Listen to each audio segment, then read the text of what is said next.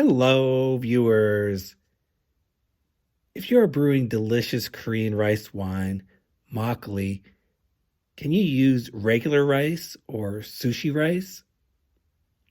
That's today's question, and I'm going to try it. I'm going to brew makgeolli with regular rice and some sushi rice.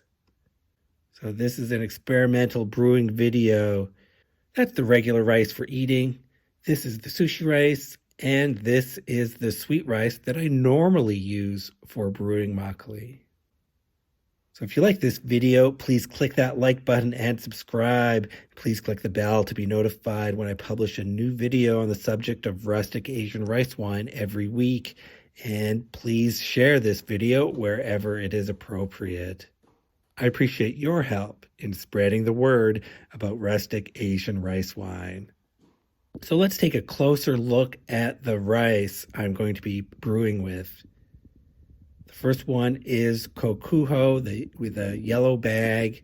It's regular rice that you would eat. It's medium grain, it's translucent, and it's not perfectly polished, as you can see from the close-up here. And the second rice I'm going to try is this sushi rice. It's also medium grain. It does look plumper than the first rice. It's also translucent, and again, it's not perfectly polished. Let's compare that with the sweet rice, the glutinous rice, chapsal, that I normally use. This is shorter grain, it's opaque, and it's better polished. And I know the starch content, the kinds of starches in the sweet rice is different than the regular rice. So chapsal has different proportion of different kinds of starches than the mepsal, the regular rice for eating. So you might be wondering, why am I trying to brew with the non-sweet rice, the regular rice? Why am I using this kind of rice? And the answer is, that's what I have. It's always good to use what's in your cupboard. And I know that some of my viewers might be in the same situation. They might not have sweet rice to brew with right now, so they're going to try to brew with what they have. So let's see what happens when we brew with these two kinds of mepsal non-sweet rice. So day 0, let's brew. This is the kokuho, the yellow bag, 1 kilogram. And this is the sushi rice.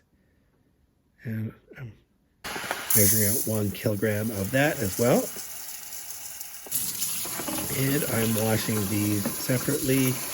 As usual, I gently stir. Don't rub the grains against each other.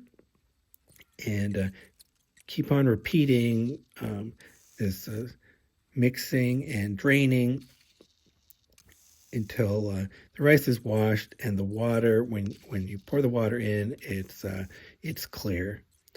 So that's how. And you shouldn't do this for more than 15 minutes.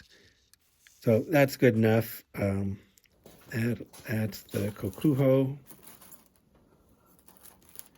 And now I'll wash the sushi rice. And I don't really know what the difference is between these two rices. They're both medium grain rice, but we'll see. We'll see if they behave any differently in the fermentation process. So that should be interesting. And I'm always interested in using what I have in the kitchen. So let's see what happens. So we let this soak for at least 3 hours. I soaked these for 5 hours.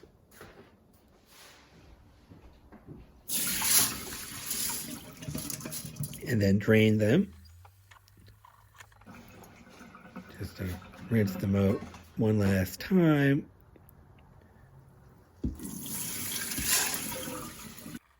And of course, I'm keeping these separate. And going to steam them. Here's a close-up of the soaked rice. So notice that after the rice is soaked, it becomes opaque. So both of these become opaque after soaking. So I got the steamer ready. The water is almost boiling in the steamer, and I'm trying to use these silicone mats, steam each of these. So you can see what I did here, but it's not actually a good idea to do what I did. So don't do what I did. It's not the right thing to do. You can see it's quite awkward. It would have been a lot easier to use two separate cloths. That would have been easier to keep the two kinds of rice separate in the steamer if I just wrapped them in two separate cloths like I normally do. But since I just got these silicone mats recently, I wanted to use them, so I tried to use them this way. So of course, I want to steam them equally. I don't want to steam them on two different levels because that would be a difference. So I want to steam them on the same level in the same way. This is awkward, and they're going to get a little bit mixed together. It's not the best idea I had, so I'm not going to do this again. Those mats are good, but they're good for small amounts of rice, not for trying to steam two kilograms at once. It's not going to fit properly. I think 1 kilogram in the middle of the mat, that would be fine, but the 2 kilograms of two different kinds of rice, it's too hard to fit in here. So here's the nuruk, and in each cup here I have 90 grams of supermarket nuruk plus 10 grams of my homemade nuruk. I'm just using the powder at the bottom of the bag there, and 200 milliliters of water in each cup here, and half a teaspoon of wine yeast in each cup. And I'm using both supermarket nuruk and my own nuruk in order to best break down the starches in regular rice. I know the regular rice is a little harder to break down. I hope this does it with the two kinds of nuruk. So now the rice is steamed, and it did keep mostly separate in the steamer here. One problem is that it did stick to the side a bit. The rice stuck to the side is sort of a little bit soggy. It's not steamed exactly the way I like it. And also it's quite difficult to remove that steamer layer. It's possible with these chopsticks, but it's not so easy. I should have used some other method. So again, don't do it the way you're seeing in the video. Do it, any other way. Don't do it this way, but learn from my experiment. This was too much trouble. It was difficult to take out. I did it basically successfully. I didn't. A little bit of rice is stuck to the side, not too much. And okay, here's the two kinds of rice. Got to remember which one is which. Yeah. So this is working. I'm going to spread this out. I'm going to move it over to the side to cool down. And same with the other one. And yeah, the rice on the edge is a little too was too wet. It's a little too soggy. That's too bad. Okay, well, but we got both of them steamed, and they were steamed the same way, so it'll still be a good comparison. Just got to wait for this to cool down. Another problem with doing this is that with a cloth, I have more room to spread down. It's got to cool down to less than 30 degrees in the inside, and it's pretty easy to tell, yeah, that is still too hot. You don't really need the thermometer. You can just tell. If you can feel heat coming off the rice, it's too hot. Yeah, so wait a little longer. This is better. If the outside is this temperature, the inside should be below 30. That should be okay. So that's cooled down enough.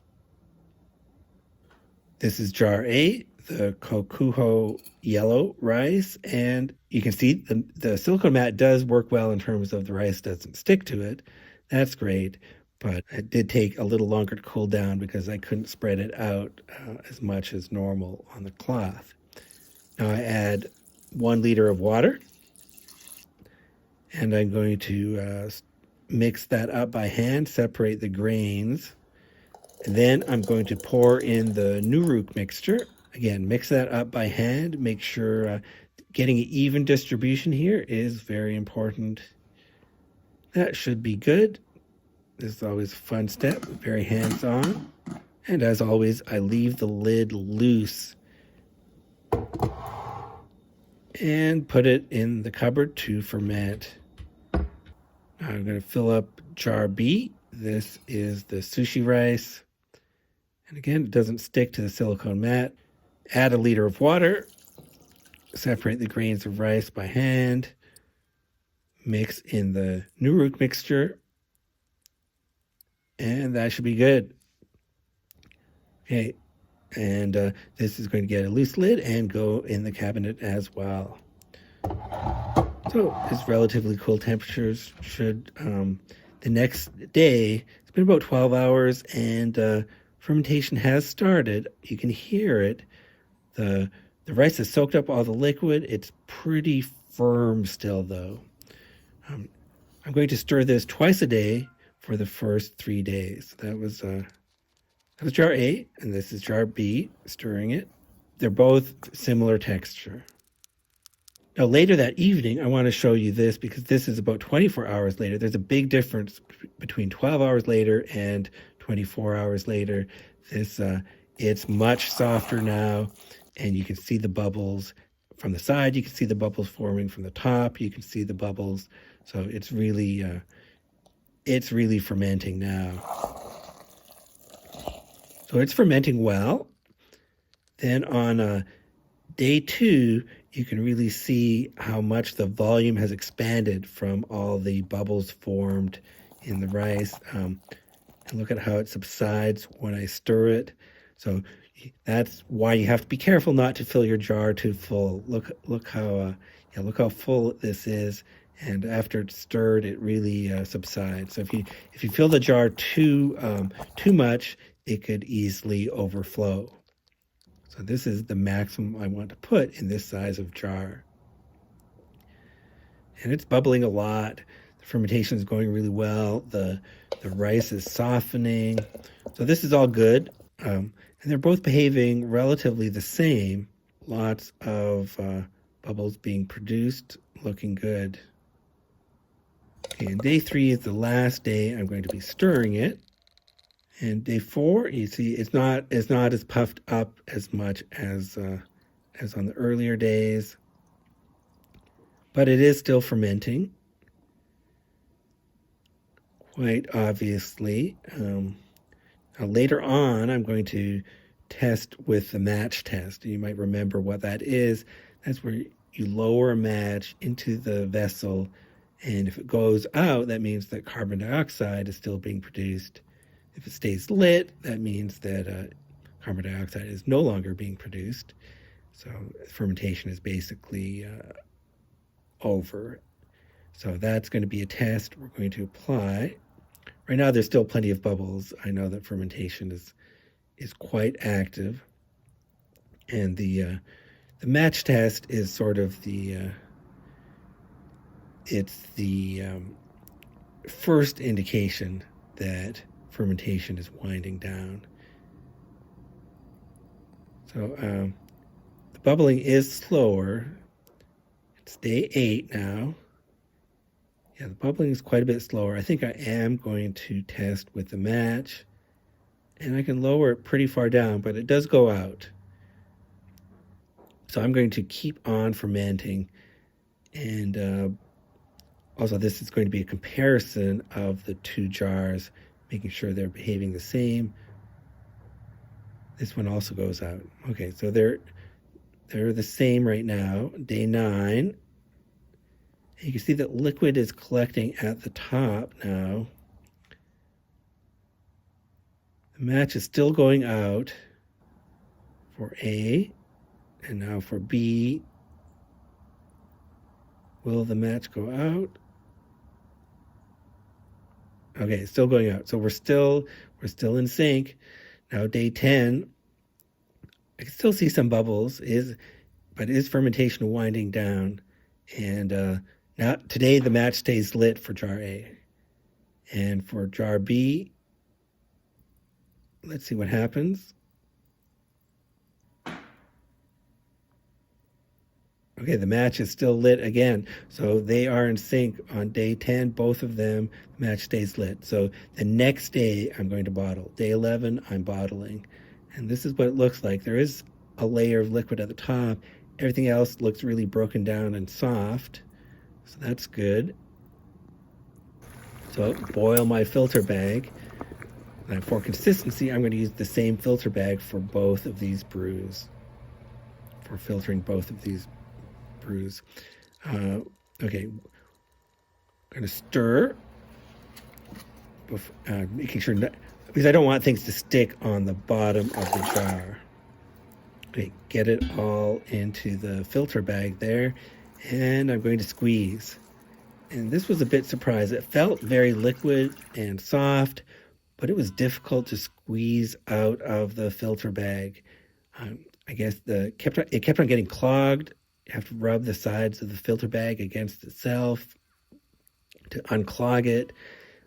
It really took more time than usual to do this filtering.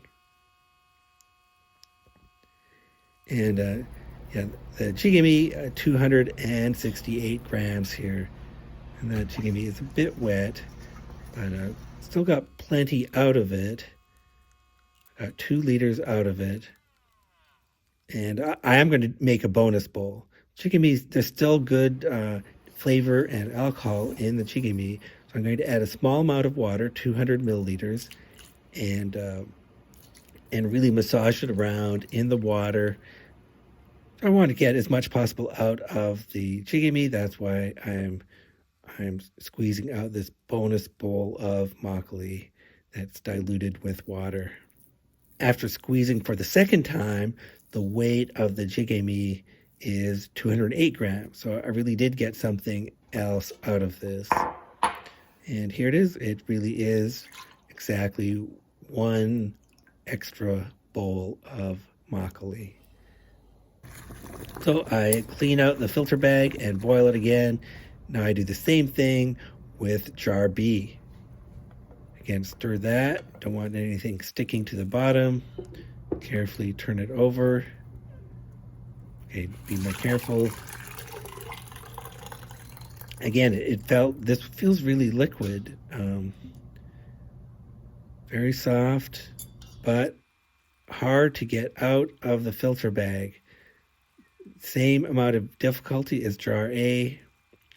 So both the kokuho yellow rice and the sushi rice, it was difficult to squeeze through the filter. And we'll sort of see some idea. So I sort of wonder why. So got about the same amount of chigimi here, 256 grams. That's about the same as jar A. And I'm going to get put this in the bottles. Again, it's 2 liters. So, and the amount of chigimi is not excessive. It's good. But I am going to get another bonus bowl here. Since I squeezed this one a little bit more, the original weight of the chigimi was a bit less. Trying to get everything out here. So it went from 256 to 217 grams. And again, it's exactly 1 bowl extra. So there's my results. I'm going to taste the bonus bowl, of course, but I'm not going to give my final judgment because right after bottling, things can be a little bit harsh. And that is my expectation for mepsal, this kind of rice. For mepsal, I do expect it to be harsher than with sweet rice. Sweet rice is the standard rice to use, and it gives a nice, more mellow flavor.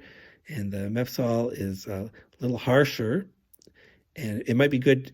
It's good for giving some character, but just on its own, this might be a bit harsh.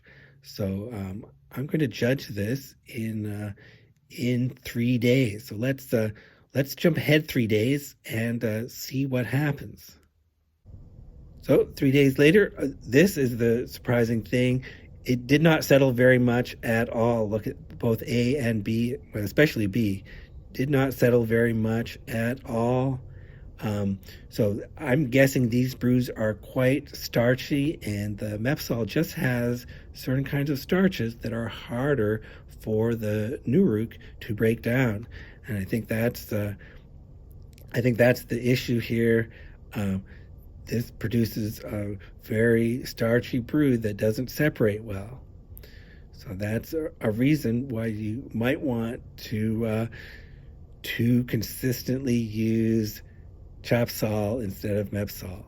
But I am interested in knowing how these taste, so here we go. Okay, it's been 3 days. Now let's taste it. And I'll confess to you, I've been tasting A, the A batch, the Kokuho yellow rice. I've been tasting that one every day, and it is actually improved a lot, even just after the first day of after bottling. Does tend to be harsh right after bottling, so it's always a good idea to wait a few days, and it'll even change more. I think next week, the week after, but it does become more mellow. That's the that's what generally happens in the fridge. It becomes more mellow as you wait. I'm just going to taste these quickly and give you my impression. This is the Kokuho yellow rice, just regular rice, easy to find and buy. It it fermented well and became very liquid, very soft. Was fairly difficult to filter, and it's not settling very much. So I'm going to mix this up and taste it today.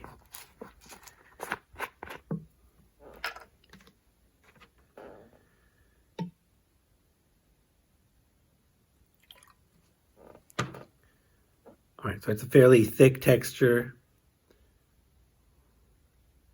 Smells right.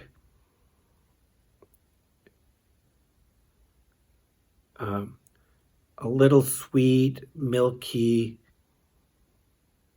and also smell the alcohol.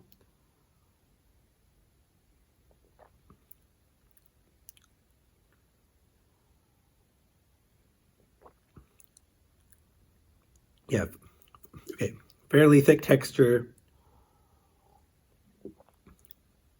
a little tangy, still a little harsh, but more milkiness today than right after it was bottled.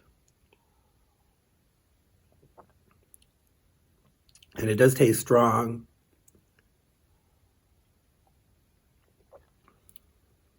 Yeah, but still a little harsh. And I think that's to be expected with non-sweet rice. With regular rice, you tend to get a bit of harshness, which can be an interesting flavor. But since this is completely regular rice, no sweet rice, it might be too much.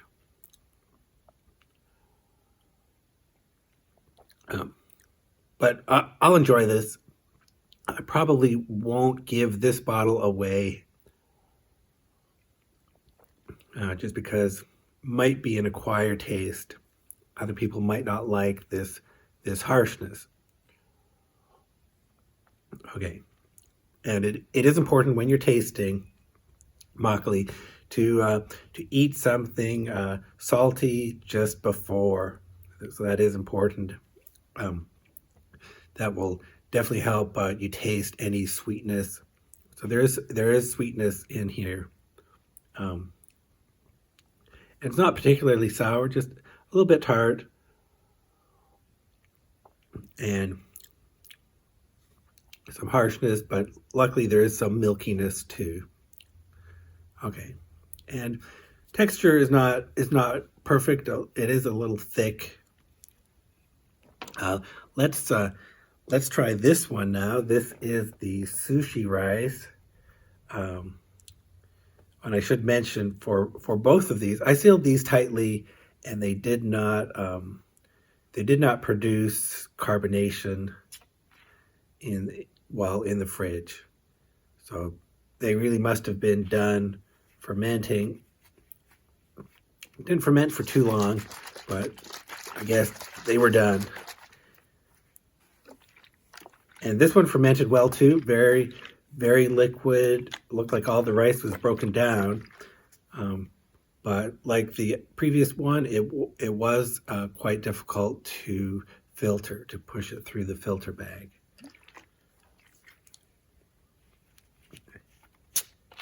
So let's see how the sushi rice one turns out.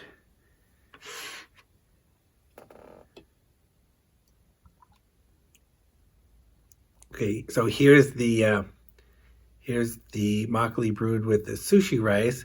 Again, fairly thick.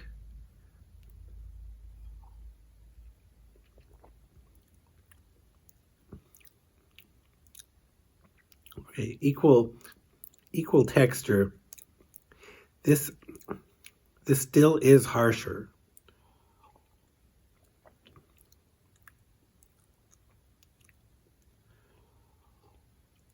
Yeah, it's an unusual taste. Both of these are a bit citrus in flavor, but the sushi rice, there is more of an intense, harsh taste, and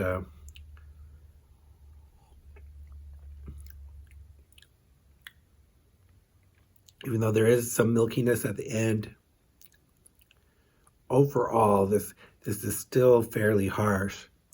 Now, it might mellow a bit in the fridge, but I suspect there's still going to be harshness left even after a few weeks.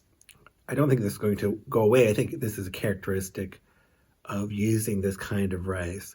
Just the combination of the starches in the rice, the particular starches in the rice, and the particular enzymes in the nuruk, that combination, sometimes there's the byproducts that are formed from that can be more or less bitter or more or less completely broken down before the fermentation. And yeah, so that's what's involved in this.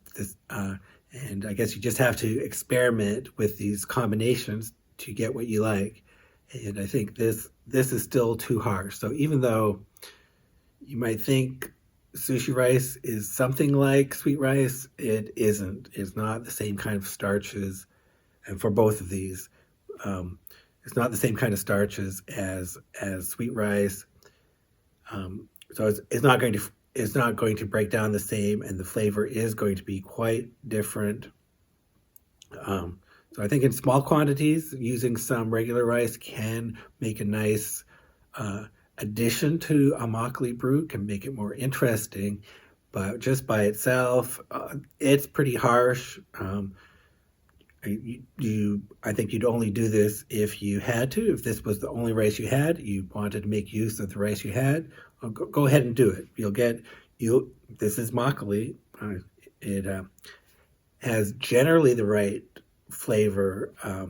It's just harsher than normal, and if you don't like that, then you're going to want to use sweet rice, which is just going to be more reliable and has starches that are more compatible with nuruk in general.